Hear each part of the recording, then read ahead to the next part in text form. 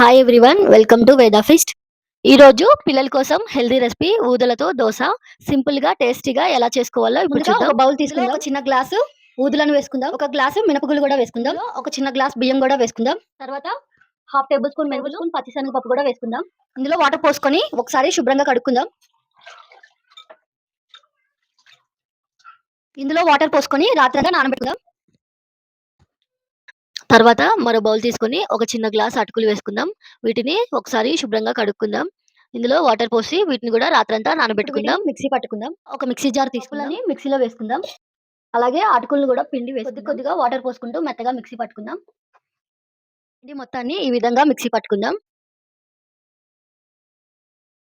దీని మీద మూత పెట్టుకొని 8 గంటల పాటు నానబెట్టుకుందాం. 8 గంటల తర్వాత పిండి ఈ విధంగా నానిపోయింది. ఒకసారి కలుపుకుందాం. ఈ విధంగా పులిస్తే దోసలు చక్కగా వస్తాయి.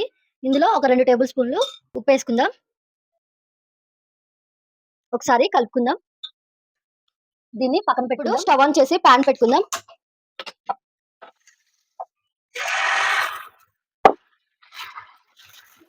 పైన లైట్‌గా ఆయిల్ వేసుకుందాం. టేస్ట్ చాలా బావుంటది. హెల్త్‌కి చాలా మంచిది.